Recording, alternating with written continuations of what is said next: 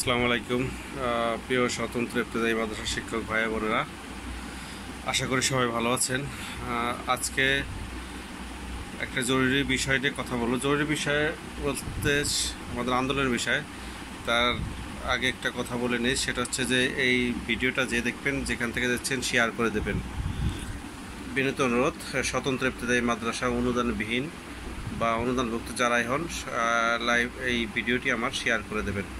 তো কোনো ভিডিওতে এটা বলা হয় না একটা কারণেই, তাদের শিক্ষকদের সচেতনতার জন্য এবং শিক্ষকদের ভালোর জন্য। স্বতন্ত্র ইবতেদায়ী মাদ্রাসার বর্তমান পরিস্থিতির যে সেটার যে পরিস্থিতির বিস্তারিত সমস্ত শিক্ষকের জানার জন্য ভিডিওটা শেয়ার করবেন এবং বেশি বেশি প্রচারের মাধ্যমে সমস্ত অনুদানবিহীন শিক্ষকদের সচেতন করতে হবে।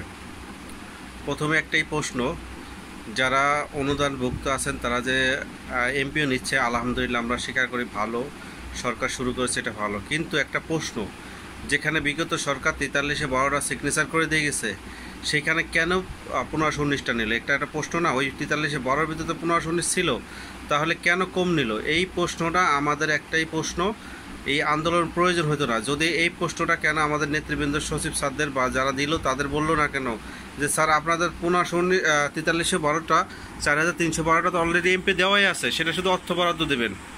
তো সেইটা মাইনাস করে কেন কম নিল? প্রশ্ন আমার এইটাই। যেহেতু আমাদের অর্থ ছিল, যখন বিগত সরকার 19 সালে এটা পাস হয়েছিল, 19 সালে সিগনেচার সহ সেই প্রুফ আছে, অবশ্যই নেতৃবৃন্দের কাছে আছে। তাই সেইটা না নিয়ে প্রশ্ন হলো কেন 1919টা নিল। বরঞ্চ আমাদের নেতৃবৃন্দ বলতে পারতো, যারা 1519টা হ্যাপি হইলো বা সুখী হইলো তারা নিল, যারা আলহামদুলিল্লাহ বললো, তারা কেন এটা বললো না যে স্যার আপনারা কম দিচ্ছেন কেন? 43-এ 12 তো আছেই, তার সাথে আরও 1500 যোগ করেন, তাহলে তো 6000 প্রতিষ্ঠান হয়ে যায়। তো কেন কম নিল, এটাই হলো আমাদের প্রশ্ন। যে বিগত সরকার যদি দিত, আপনাদের কারণে দেয় না, যদি দিত তাহলে তাদের অনুদানভুক্ত বাছাই করার প্রয়োজন ছিল না, ইন্ডেক্সের প্রয়োজন ছিল। তারা তো অবশ্যই ইন্ডেক্স দিত। যেসব নতুন মাদ্রাসা এমপি হয় তারা কি ইন্ডেক্স পায় না? এখন বলেন অনুদান পাইছে, ইন্ডেক্স আছে, খালি বেতন বাড়াই দেবে। বিগত সরকার যে 43-এ 12টা দিল, সেটা থেকে কম নিলেন কেন? এই মানুষগুলার, এই প্রতিষ্ঠানগুলোর রিজিক নষ্ট করলেন কেন? সেটাই আমাদের প্রশ্ন। এখন এই কারণে অনুদানবিহীন অনুদানভুক্ত প্রতিষ্ঠান বিভক্ত হয়ে গেছে। আমাদের এই নেতৃবৃন্দের ভুলের কারণেই আজকে এই শিক্ষকরা রিজিক থেকে তারা অনাহারে থাকতেছে। কেন? তো আপনারা এই প্রশ্নটা কেন করলেন না যে 4312টা অনুদান এমপিও সিগনেচার করা আছে, আজকে 5-7 বছর ধরে হয় না? কাদের কারণে হয় নাই? যদি এটা হিসাব করতে যায় তাহলে তো আপনাদের কারণেই হয় নাই। সিগনেচার হওয়ার পরও সেই জিনিসটা নিয়ে আমরা কেন সেই জিনিসটা বাস্তবায়ন না করে আমরা এখন কম নিলাম? তো এখন যারা অনুদানবিহীন আছেন তাদের প্রতি একটা রিকোয়েস্ট, যেহেতু আন্দোলন ডাক হয়ে গেছে, এটা আপনার যে প্রতিষ্ঠান, কেউ দল ভারী করার জন্য বা কেউ এখানে হেলায় খেলার জন্য, হাসাহাসির জন্য বা তার টাকা পয়সা নষ্ট করার জন্য আসে নাই। সবারই সময়ের মূল্য আছে। তো যারা অনুদানবিহীন আছেন তারা দ্রুত প্রেস ক্লাব সামনে প্রত্যেক দিন যে অবস্থান কর্মসূচি আছে, আজকে বৃষ্টি ভিজেই মাত্র আমি রুমে আসলাম, আবার যাওয়া হবে। তো আমি আছি, আপনারা সবাই আসেন। যেহেতু আমরা যতটুকু জানি, আমরা যদি আন্দোলন একটু জোরালো করতে পারি তাহলে আগামী বাজেটে 25-26 বাজেটে আমাদের রাখার চিন্তাভাবনা আছে। যদি আপনারা এই আন্দোলন হেরে যায়, তাহলে আপনি যেই দলের যেই সংগঠন হলো, আপনি অনুদানবিহীন হয়ে থাকলে আপনি হেরে গেলেন, আপনার বেতন আর হলো না, এটা নিশ্চিত থাকেন। আপনি যে প্রলোভন দেখিয়ে, যে ভুলভাল বুঝে আপনাকে রাখা হচ্ছে, আপনাকে একটা ধোঁয়াশার ভিতরে রাখে, আপনাকে বৈষম্য স্বীকার করে আপনাকে সেই বিগত 40 বছর, আরও বিগত 40 বছর মতো আপনাকে আরও ঘোরাবে। এখন আপনাকে একটা উদাহরণ দিই, যদি সত্যি হয়ে থাকে যে এই যারা আন্দোলন করছে, আমরা যারা বুঝে শুনে আসলাম, আমরা যদি ভুল হয়ে থাকি, তাহলে আপনার ওই নেতৃবৃন্দকে বলেন, একটা প্রুফ দেখাইতে। তার মুখের কথা বিশ্বাস করবেন না। ধরেন আমরা আন্দোলন আসছি, আমাদের দাবি যৌক্তিক, কিন্তু আমাদের দেওয়া হয়ে যাইতেছে বা হচ্ছে, তাহলে সরকার পক্ষ থেকে এসে পেপার দেখাক, তাহলে আমরা হাসিমুখে উঠে চলে যাব। আমাদের আপনার যে নেতা বলছে যে এই হয়ে যাবে, আপনার যাওয়ার দরকার নেই আন্দোলনে, সেই নেতাকে বললেন একটা লিখিত ডকুমেন্ট দেখাইতে, তাহলে আপনি সহ আমরা সহ উঠে চলে যাব। কেন যুক্তি মানেন না? আমরা যারা খোঁজ নিয়ে দেখছি এবং একটা স্ক্রিনশটও ভাইরাল হয়েছে যে স্যাররা এখন আমাদের আপাতত আমাদের কিছু নাই, আমাদের জন্য কিছু বরাদ্দ রাখে নাই, তাহলে আপনি কোন হিসেবে আছেন? আপনার নেতার কথায় আছেন? আপনি সেই স্ক্রিনশটগুলো দেখেন যে সরাসরি সচিব স্যারের সাথে কথা হয়েছে, সেইগুলো দেখাচ্ছে। তাহলে আপনার কোন নেতার কথা বুঝলেন যে যে নেতারা 40 বছর ধরে আপনার ধোঁকাবাজি দিচ্ছে, 30 বছর ধরে ধোঁকাবাজি দিচ্ছে, 18 সালে 43 বারোটা এমপি সিগনেচার হয়ে যায়, সেটা না নিয়ে এখন 1519টা নেয়, সেটা জাতীয়করণ করে। তো আপনারা সেইগুলো নিয়ে চিন্তা ভাবনা করে অনুদানবিহীন যারা আছেন, এখনও বলতেছি চলে আসেন, জোরাল একটা আন্দোলন করেন। আপনাদের ভাগ্যের আপনি যে নেতারা বিশ্বাস করেন, আমরাও তারা বিশ্বাস করতাম, আমরাও তারা ভালো জানতাম। 19 জানুয়ারি মাসের আন্দোলনে আমি ছিলাম, আর একটানা 9 দিন আন্দোলন করেছি। শুধু 1519টার জন্য করিনি, বা তাদের বাদ দেওয়ার জন্য করিনি, তাদের সহ আমাদের সবার যেন হয়, সেই জন্য আমরা আন্দোলন করা।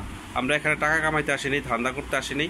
তো আপনারা যদি তাদের আপনি নেতার কথা সত্যি হয়ে যায়, তাহলে নেতারা প্রশ্ন করেন যে তাহলে যারা আন্দোলন করছে তারাও তো শিক্ষক, আমরাও তো বেতনের জন্য আন্দোলন করছি, তো যদি আপনাদের হয় আমাদেরও তো হবে।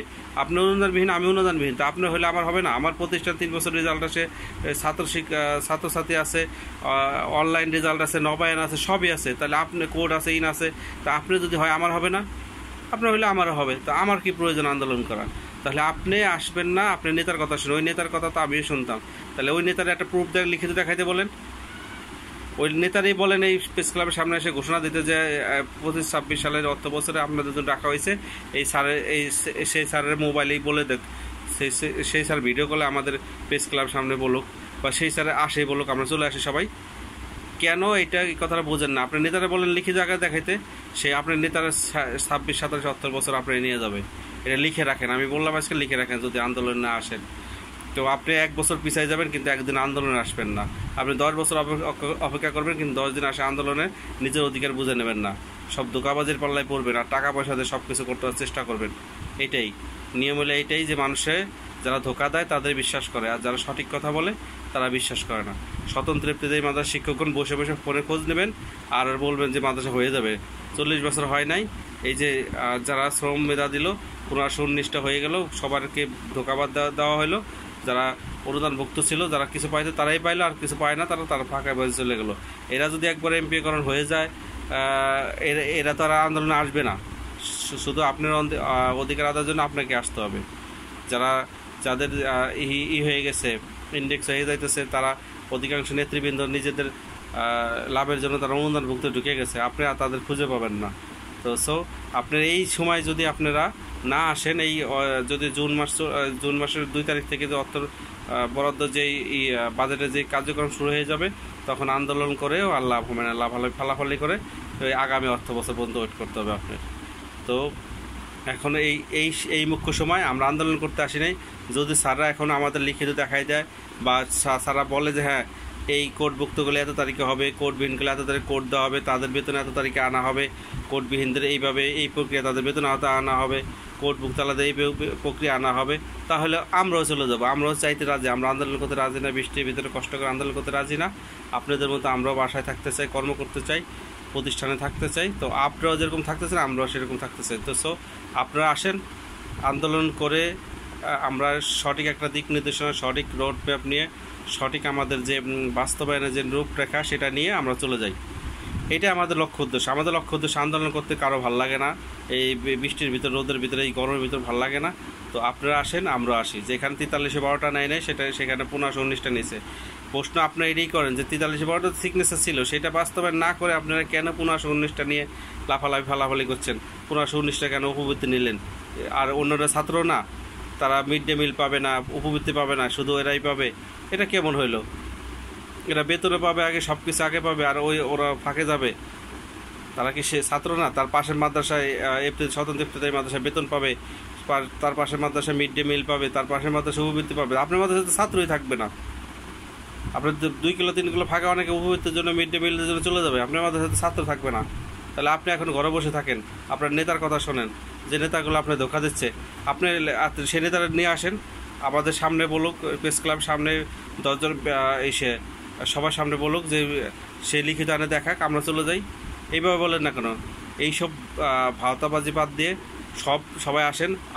আমরাও চাই আমাদের সঠিক রোডম্যাপ দিক, সঠিক নীতিমালা দিক, সঠিকভাবে আমাদের বাস্তবায়িত রূপরেখা দিক, বেতনের বাস্তবায়নের রূপরেখা দিক, আমরা চলে যাবো। আর নীতিমালা হইলে বেতন হবে এটা শিওর না।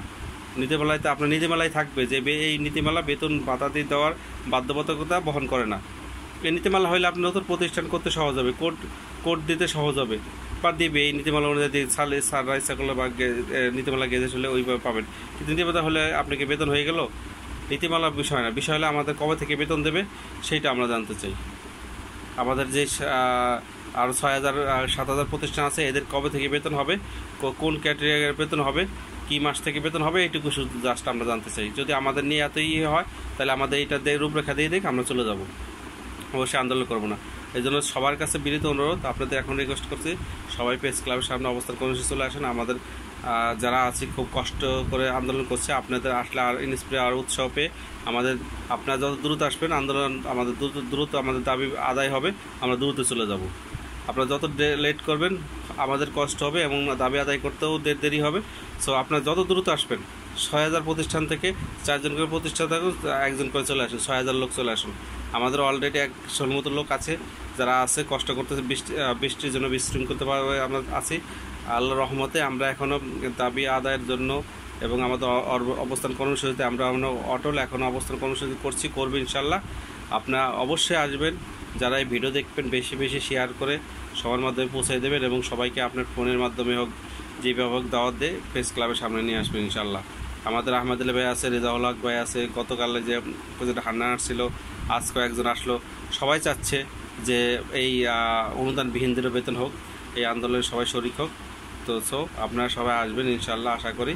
আর সেই আন্দোলনের দ্রুত সফলতা রূপ দেওয়ার জন্য আপনার উপস্থিতি একান্তই কাম্য এবং আপনার উপস্থিত হতে পারে বেতনের এক ধাপে এগিয়ে নিয়ে যেতে পারে। এই জন্য ধন্যবাদ, সবাইকে আসবেন। আসসালামু আলাইকুম।